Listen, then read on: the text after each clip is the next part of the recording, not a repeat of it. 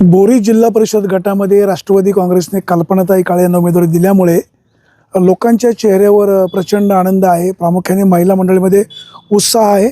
आता आपण या बोरीच्या जाधववाडीमध्ये आहोत. आपण पाहतोय या सगळ्या महिला कल्पनाताई यांच्या या ठिकाणी कोपरा सभेला ते उपस्थित आहेत. राज्याचे माजी उपमुख्यमंत्री अजित पवार यांच्या निधनामुळे राष्ट्रवादी काँग्रेस पक्ष अप्रत्यक्षपणे दुःखामध्ये आहे. परंतु निवडणूक प्रक्रिया पार पाडायची म्हणून जाहीर प्रचार थांबवलेला आहे. प्रत्येकाच्या घरी जाणं, समजून सांगणं, कन्व्हिन्स करणं आणि मतदारांपर्यंत पोहोचणं हे सध्या उमेदवारांचं काम चालू आहे. ते काय सांगाल, तुमच्या परिसरामध्ये काय परिस्थिती? कल्पनाताईंचीच. का बरं कल्पनाताईच का?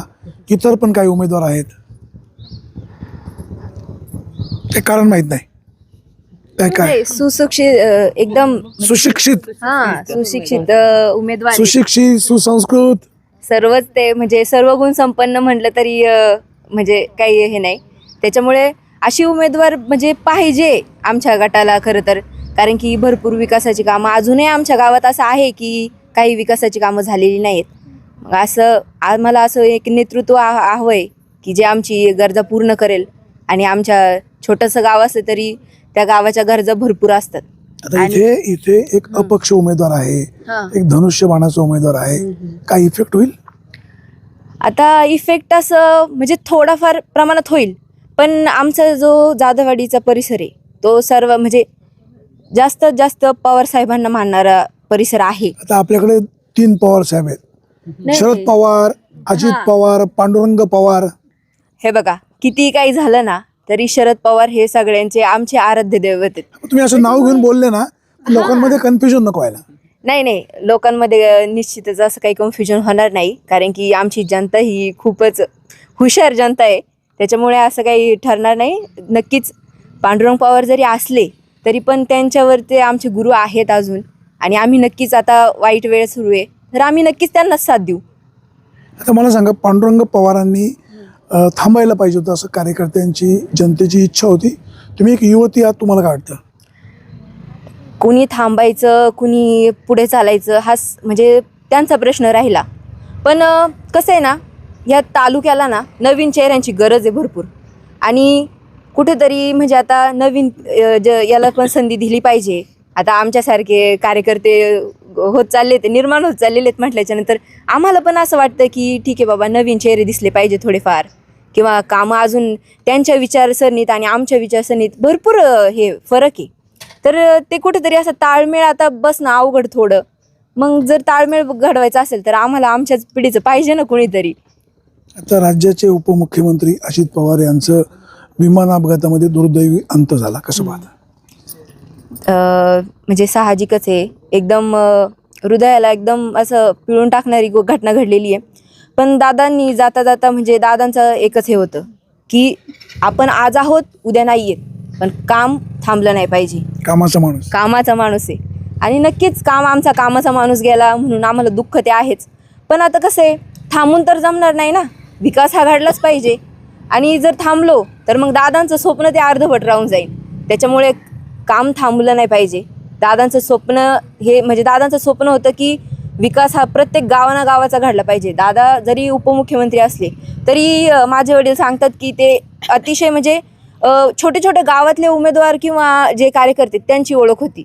तर मग अशा विचारांचा माणूस गेल्याच्या नंतर थोडं वाईट वाटतं माणसाला. पण ठीक आहे, त्यांचं स्वप्न होतं ते पूर्ण झालंच पाहिजे. आणि असं थांबून किंवा आता दुःख म्हणजे व्यक्त करून तो चालणार नाही. कुठेतरी आपण पण आता थोडंसं विकासाच्याकडे लक्ष दिलं पाहिजे. मग तीच खरी दादांना आदरांजली किंवा भावपूर्ण श्रद्धांजली ठरेल. इथे धनुष्यबाणाचा उमेदवार आहे, रिक्षाचा उमेदवार आहे. आता आहेत, पण कसं आहे, एक आपण म्हणतो ना, एकनिष्ठ राहणं गरजेचं आहे. कुठेतरी जेव्हा आपण एकनिष्ठ राहतो, निष्ठा सोडली कोणी? सोडली म्हणजे आता तुम्हालाही माहिती आहे कुणी सोडली किंवा काय झालं, कुणी कुठे प्रवेश. पब्लिकला कुठं माहिती आहे? पब्लिकला माहितीच आहे की. आता कसं आहे, हे बघा, किती स्वाभिमानाचा लढा म्हटलं तरी विकासाचा लढा आता जास्त गरजेचा आहे. स्वाभिमान पण मूळ मुद्दा राहिला आपला, मूळ मुद्दा. तर नाही आहे तसं. मी असं काय नाव घ्यायला भीती कशाची? नाही, भीती कसलीच नाही. माझं असं आहे की कोणाचं मन दुखलं नाही पाहिजे. नाही, किती आपण काही त्यांना झालं तरी- नंतर शेवटी तुमची बाईट संपल्यानंतर त्यांना आपण शुभेच्छा देऊ, पण वास्तव लोकांपुढे गेलं पाहिजे ना. हे बघा, आता माझे वडील प्रामुख्याने ना ते म्हणजे जेव्हापासून राजकारणात आले माझे वडील, तर तेव्हापासून त्यांचं असं होतं की पांडुरंग पवार साहेब हे त्यांचे गुरु मानत होते ते त्यांना. पण कसं झालं ना की वरचा पण त्यांच्यावरती पण अजून एक आहेत त्यांचा, आणि माझे वडील त्यांनाच म्हणजे खूप मानतात ते.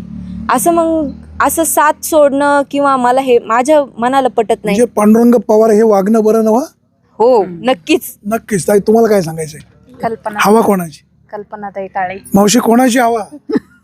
कल्पनाताई. ताई, कोणाची हवा? कल्पनाताई. आता अजित पवार आपल्यामध्ये नाहीत, काय तुमच्या भावना आहेत? काय तुम्ही काय सांगाल? अजित दादा आपल्यामध्ये नाहीत. खूप वाईट गोष्ट आहे ही म्हणजे. आणि बाकी काही आता घड्याळाला निवडून देणं हीच दादांना श्रद्धांजली पूर्ण होईल असं वाटतं. आपण पाहतोय या बोरी गटामध्ये अनेक मंडळी आहेत. आता हे पारगावचे भीमाशंकर कारखान्याचे माजी संचालक शंकर फकीरा बोराडे यांचे चिरंजीव आहेत. आता काय तुमच्याकडे परिस्थिती आहे, कसा कल आहे? आमच्याकडं राष्ट्रवादी सोडून नाही आहे, थोडंफार होणार. आता ते इकडे तिकडे काही सगळेच होत नाही, इकडे तिकडे म्हणजे तिकडं कुठं?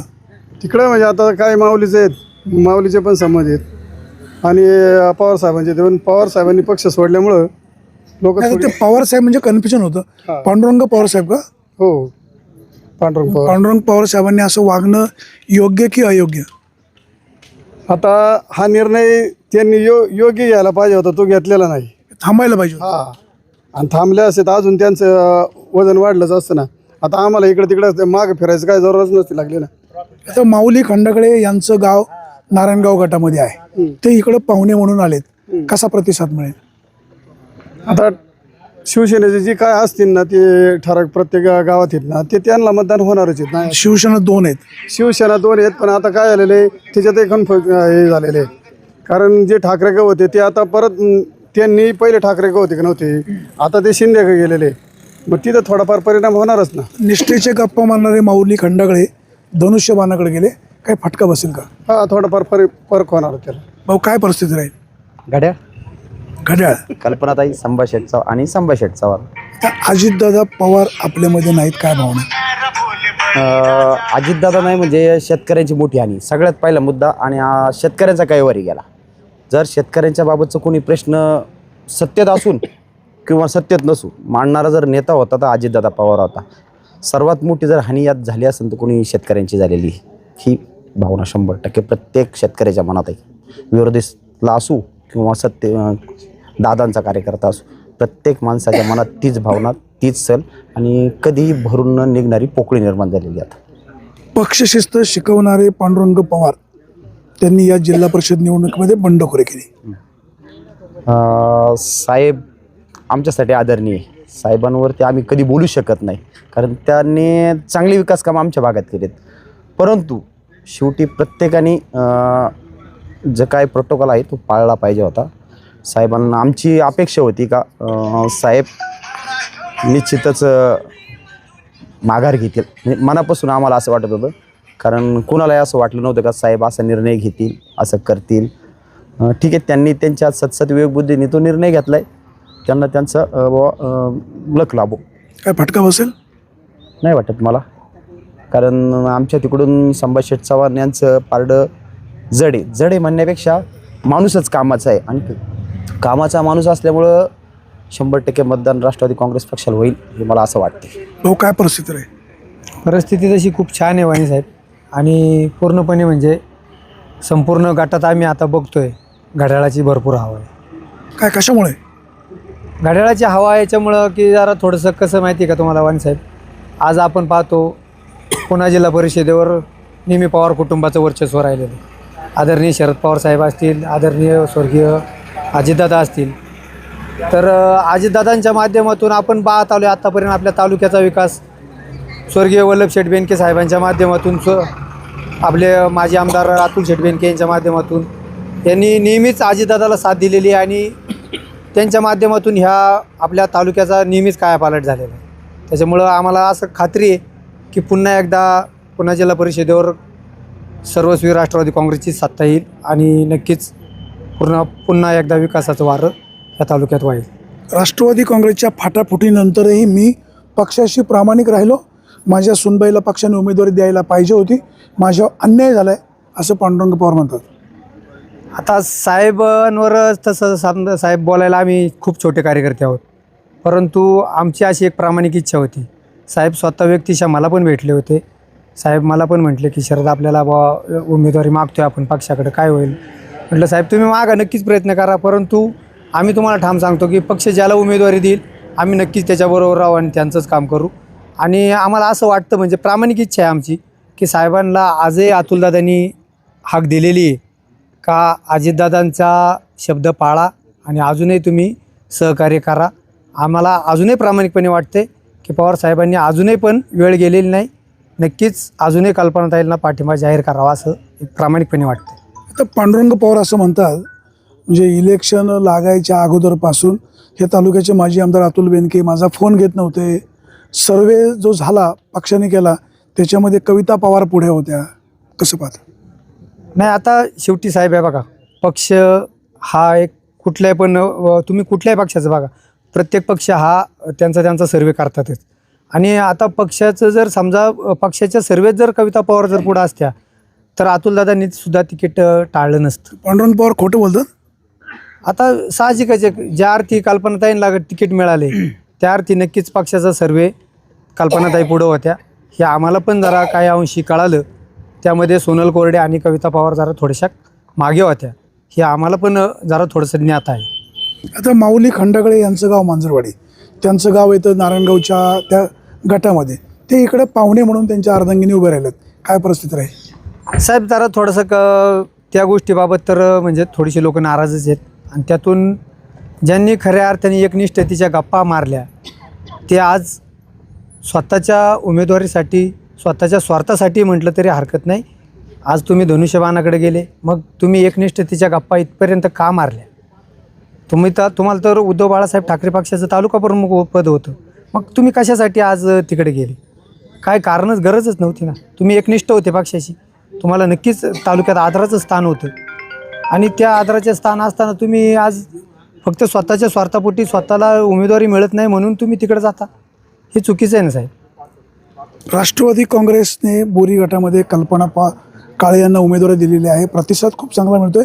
पांडुरंग पवार एक निष्ठावंत कार्यकर्ता, पक्षाची शिस्त पाळणारा कार्यकर्ता, पक्ष ज्याला उमेदवारी देईल त्याचं काम करू अशा प्रकारचं संभाषण त्यांचं यापूर्वी होतं. परंतु पांडुरंग पवारांनी सुनबाईसाठी यावेळेला बंडखोरी केलेली आहे. ह्या बंडखोरांना मतदार थारा देतील का हाही प्रश्न आहे. त्याचबरोबर माऊली खंडागळे यांच्या पत्नी ह्या मतदारसंघातून उभ्या आहेत. त्यांचं माऊली खंडागळे यांचं मांजरवाडी गाव नारायणगाव गटामध्ये आहे. मशाल खाली ठेवून धनुष्यबाण हातात घेतलं आहे. गद्दारीला मतदार साथ देतील का हाच खरा सवाल आहे. मतदारांना अला निवडून द्यायचं का बला निवडून द्यायचं, अधिकार तुमचा आहे, परंतु जो कामाचा आहे, तुमच्या सुखदुःखामध्ये सहभागी होईल अशाच उमेदवाराला मतदान करा. त्याचबरोबर हा लोकशाही उत्सव निवडणुकीचा अधिकाधिक मतदारांनी सहभागी व्हा आणि प्रशासनाला सहकार्य करा. सुरेश वाणी, विंगर टाइम्स, जाधववाडी.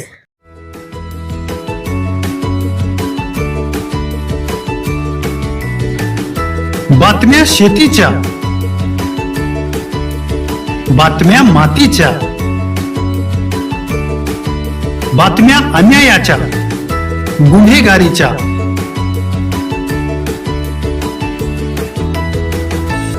राजकारणाच्या आणि समाजकारणाच्या, शोषणाविरुद्ध बुलंद आवाज, जनसामान्यांच्या हुंकाराची गाज, सत्कार्याला प्रोत्साहन, दुष्कृत्याला अनुशासन, निर्भीड, निस्पृह, सडेतोड, बेधडक आणि रोखटोक म्हणजेच विघ्नहर टाइम्स. शोध बातमीचा, ध्यास सत्याचा. आपलं चॅनल, आपली बातमी. सबस्क्राईब तर कराच, पण बेल आयकॉनवर क्लिक करायलाही विसरू नका.